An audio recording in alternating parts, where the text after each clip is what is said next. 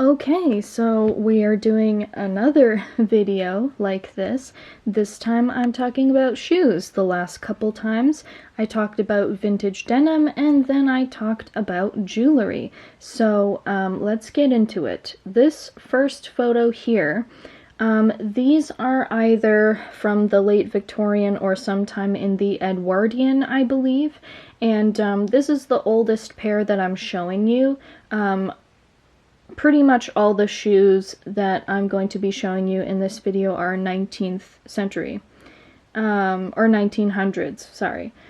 So this has some really nice cutout detail with a celestial design within those cutouts, where you've got blue sky, some purple pink clouds, and a bunch of gold crescents.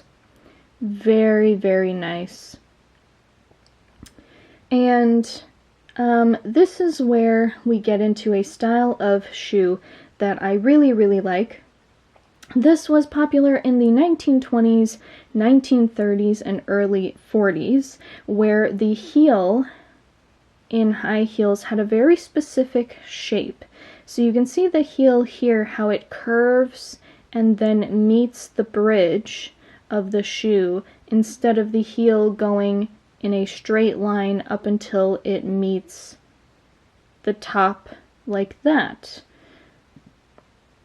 So we have another example here, and this is very nice, mixing a fabric that has almost a watercolor design with this nice silver here. And a lot of these have buttons instead of buckles, which I vastly prefer because the buckles are just so annoying, so I like that a lot of these have buttons instead. This is a very, very nice pair.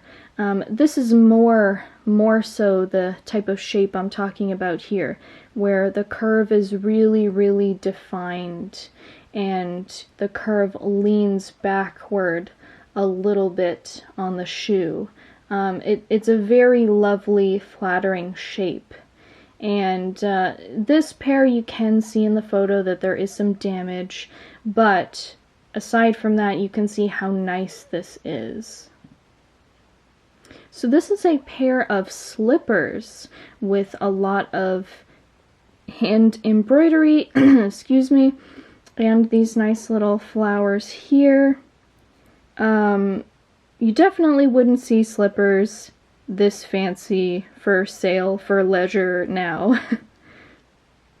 These are also kind of a slipper style because it's like a very padded, cushy sort of style, but still structured in a way where if you are headed outdoors, you could wear them as long as the weather permits. And this is what I meant earlier about the heels having a hard line where it meets the top. You see there's no curve here, and not all shoes from this era had that really seamless sort of curve at the heel. Some of them did just have a harsh line like that. So this is a very nice blue pair that plays around with the shapes. You see how those flap over there? Again, a button instead of a buckle, and you've got the really nice curve going on there in the back.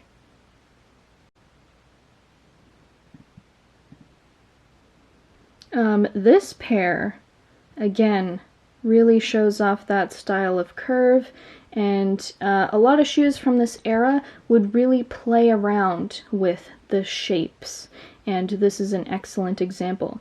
This is also an example of something that a lot of shoes in this era did, which was playing around with the shape when it comes to the construction of the shoe. So a lot of shoes that you would look at now would probably have a seam in the middle here, where my mouse is, where the fabric that is sewn together that makes up the heel and makes up the front gets joined. And you can see here the curve at that side seam line is following the design in order to make it look fashionable while also having served a function in the construction of the shoe. And this is another shoe that shows that very same design of making that seam line curved so that it's part of the style, and that very, very distinct 1930s curve under the heel as well. That's a very nice satiny type fabric there, with minimal damage to this pair as well. That's nice to see. A little bit of damage on these, but very nice distinctive curve again, and playing with the shape, having little cutouts as well. That was a very popular thing to do with shoes. And this is an example of women's shoes mimicking some of the popular, more masculine styles. And this is also an example of where that curve in the shoe wasn't there and the end of the heel was just a very basic, just hard line like that. This one is really, really nice. It's gold, it's got these seashells here, it's got a little bow there, and it's size friendly, and by size friendly I mean if you're in an in-between foot size, it would be easier for you to wear a pair that's a little bit too big or small because of this little strap here. It's hard to tell, but it is an open toe shoe, which I don't care for because I tend to find open toe heels painful, but other than that, I really like this pair. These are open toe, which I don't like, but these are some more leisure type of shoes that you would wear, sort of like high heel and slipper combined. So if you have guests over that are like relatives and it's less formal but you're still having dinner or something, then you would maybe wear these for that, just to give like an example. And it's got that same, having the side seam play into the design, fitting under the bow there, very nice. And these are also some high heel slippers with some really nice fur trim and a quilted detail along the top fabric, which I really like. I think that's really unique.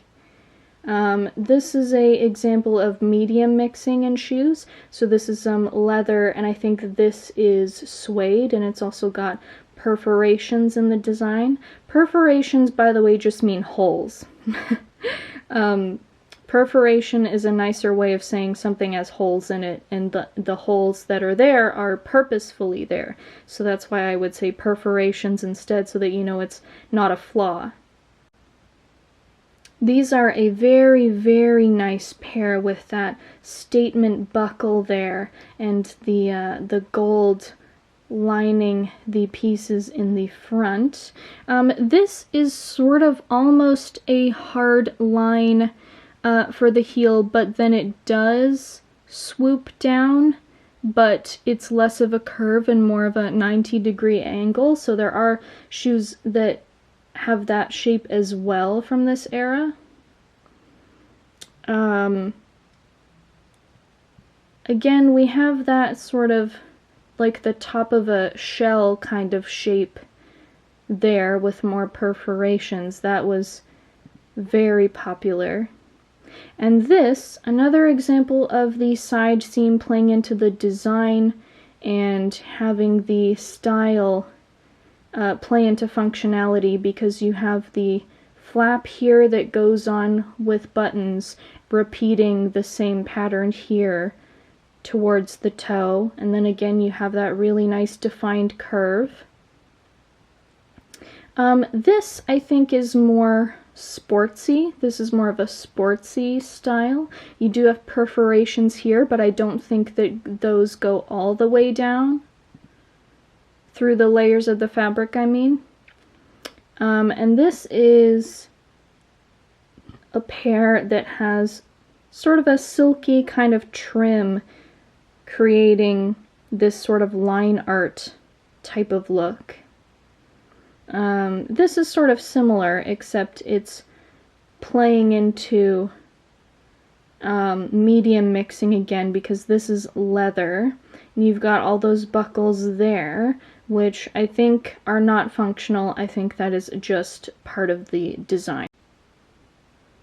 What I also notice is that it seems like there are holes in these areas that pieces of leather are weaved through, which is a nice design element. And this is one of the pairs of vintage shoes that I actually found in more than one color. So I found this pair in black, and then I found this pair in blue. Let me just check. Yeah, so the only difference is that this one is open toe and the black shoes are not. But this is an excellent example that even in vintage fashion you can come across more than one of the same type of thing, because if something was mass-produced at some point, then you're bound to find more than one of them left over if you really look. And these gold shoes are really, really nice. Got that really defined curve, although it looks like there is some damage in some of the side seams and on the inside. This is a really nice red pair with that really nice 1930s distinctive curve. This does have a buckle instead of a button, and it is open toe, but except for that, I really like them. Color blocking wasn't that big of a thing in the 30s and 40s, but it was something that was present, and this is a toned down version of that. Medium mixing, once again, you have this softer fabric in the middle there. You have these very purposefully placed perforations. And then this is some really nice embroidery on these slipper style heels that are a little bit high for a slipper though. Medium mixing again. This is a reptile type of leather, and then this is a more of a plain leather. These are just some regular brown heels, but I did want to show what that distinctive 1930s, early 40s style arch curve under the shoe looks like when it's being worn.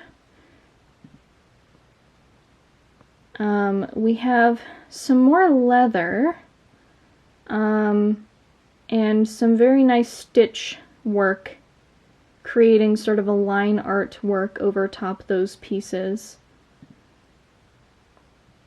Another example of really nice fabric choices for these shoes. These, again, kind of a line art thing going on.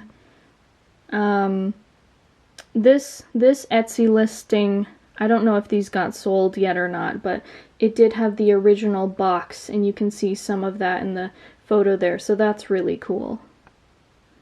Another basic pair, medium mixing again. I'm pretty sure this is suede on the front and back, that distinctive curve again. Some more line art. These are more on the sportsy side, although not anymore, because you can see there's a lot of damage there, but that style of shoe is very sportsy for the era.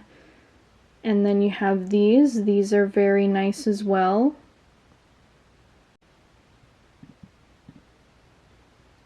That's some really nice line work there in that pair. That's really lovely. And a lot of these do have lace-ups as well, you've probably noticed. And these are from the 40s, because they're a little bit higher, but it's still got that distinctive arch, and it's like a really nice red reptilian leather, which is just really nice. Again, with that sort of shell shape at the top, the nice curve there, some purposeful perforations. This is really nice how it plays with the shape, and the curve is really, really nice, as I've been saying with a lot of these. And this is an example of color blocking, but with lighter colors from the era. So I showed you the darker one, and this is the lighter one. These, I believe, are from the 1950s. You can see a little bit of damage there, but these are very soft and padded, like those slipper shoes that I showed you before. And these are from the 1950s as well. You can see some of that cutout style is still present, and this is sort of a tapestry type of fabric, it looks like. Speaking of tapestry, we're heading on into the 60s here with tapestry boots, which were very popular in and of themselves, but every once in a while you would find a pair like this that has a matching purse. So that's really, really nice to see. And here is a photo of another style of those kinds of boots that does not have the matching purse, but it still looks very nice. These are from the 60s as well. It's a very, very nice lace fabric shoe that has this kind of bubbly look to the tie-up portion in the front there. And then these are very nice. That sort of swirly fabric with those earth tones that really started to take hold in the late 60s, leading on into the 70s. And these high heels are from the 70s. Those stripes and the colors that the stripes are very 70s. I know that the 70s are known for their platforms, but regular high heels were still a thing. But of course, these are the kind of shoes that you think of when you think of the 70s. This is a really nice gold pair of platforms that has a strap at the heel.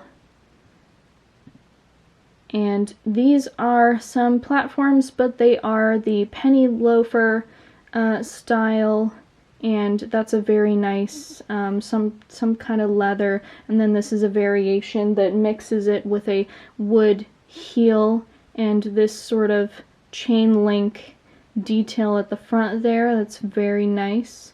And we've got some silver platforms here that's got a lot of stitching to play with the shape and everything to create a very nice design. And then of course leopard print, and this also shows that some of those platforms would go very high, like close to knee length sometimes.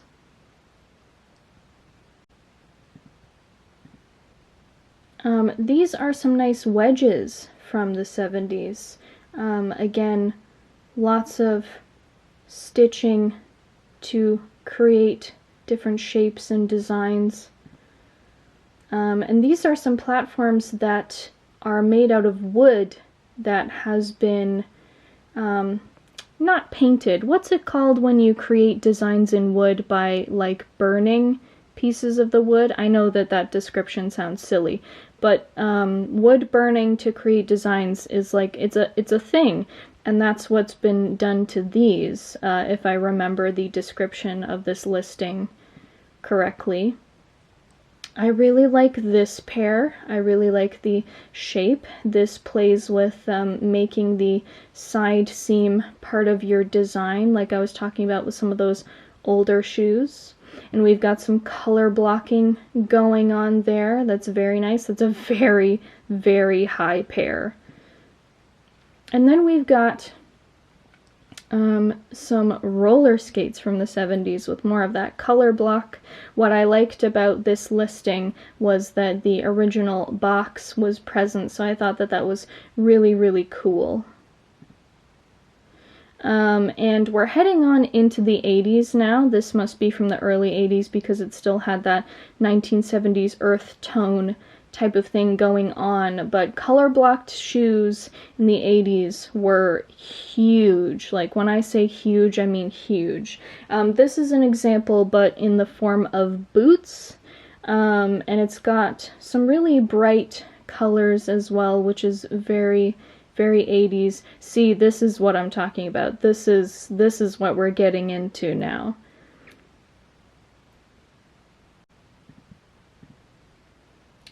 This is a really nice example of the color block also creating a pattern.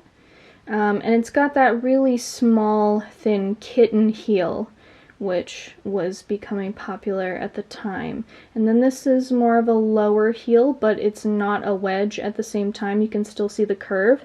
And that is a color block using, I think this is a suede or some type of like fuzzy fabric.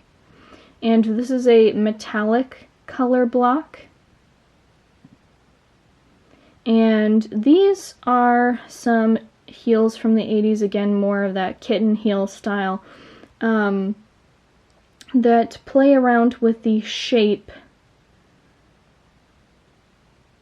at this part, the part where you slip your foot into, because modern shoes, at least modern everyday shoes, don't play with the shape that much. These are some wedges, just some pastel floral, which you would see in the fabrics of a lot of clothing from the 80s, so it makes sense that shoes would be manufactured with designs that would match the very popular clothing. This is another example of that. I showed a pair of floral jeans in my denim video that had yellow background with the flowers over top, and these shoes look like they were made to match those jeans. This is a very nice metallic red, a little bit taller than some of the others from the era. Wedges with some color block straps as well. Very, very 80s. And then these are just some basic kitten heel from the 80s, but they're orange, so yeah. Orange is my favorite color, so I had to show them. These are some red kitten heels, but again you can see it plays with the shape. Some more tapestry heels, and you can see some gold trim in the shoe opening there. That's very nice. And some nice bubblegum pink snakeskin kitten heel once again. These are very 80s. These scream 80s. So even when it's not playing with the shape at the shoe opening, you see how it's coming down to a point. A modern shoe would have more of a rounded edge, usually. So that's one of the ways that you can tell the difference between a vintage and modern shoe. And these are some color blocked shoes that take on almost like a bowling shoe kind of look. And these are some color block 80s shoes that almost look like loafers a little bit. This is really cool. So it has the pastel and the kitten heel and playing with the shape at the opening, and also has the snakeskin look. These shoes are super, super 80s. And these have that really nice color block design in the fabric itself that's being used, but then you also see that reflective polka dot design. We got some more color block here. Because it has the white base, it's a little bit more reserved. And then metallic, more metallic, with some bedazzling as well to add. You can see a little bit of damage there, that's unfortunate. More color blocking, but that's a little bit more reserved in its color variety.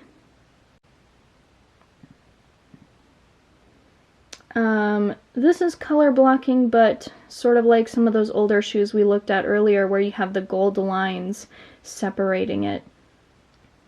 And this color blocking is using some Art Deco style shapes. This is really nice. This is sort of a tapestry type of deal again, but instead of floral, it's just sort of like an abstract design. This is really cool, the way that the pieces are cut out there. That's really nice. this is sort of the same deal as that pair with the gold lines separating everything, but instead it's black, and the colors are a little bit darker.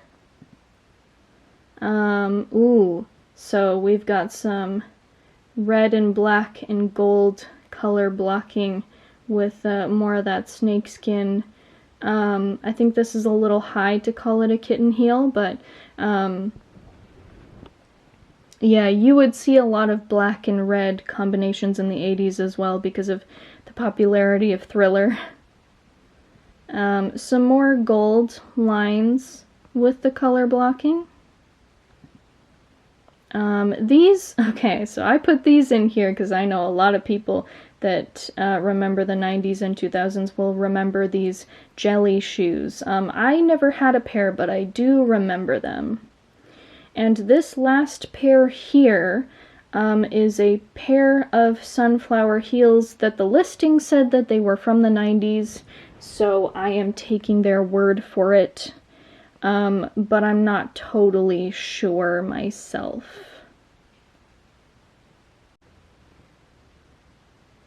And that's all the shoes that I have to show you today. I really hope that you liked my choices, and I hope that you like the variety of styles that I showed. At the end of the day, they are boiled down to my tastes quite a lot. But I did still try to show a variety, and some of these are definitely pairs that I don't think that I would wear myself. Like, out of those two color blocking examples out of the 1940s style, I would wear the pastel one. I don't know if I would wear the darker one, for example, but I included it because I thought it might be nice for other people to see. So, thank you so much for watching this. I will be doing more videos of this style, so consider returning for those if you would like, because I really do like being able to share the things that I like with other people and be able to just info dump about them.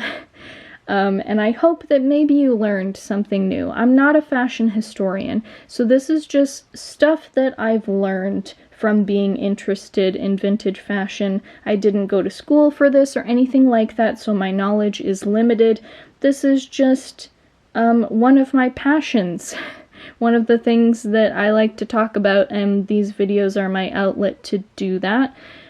So I would love to hear from you guys what styles you really like, and what you liked out of the selection that I showed. Would you wear any of these?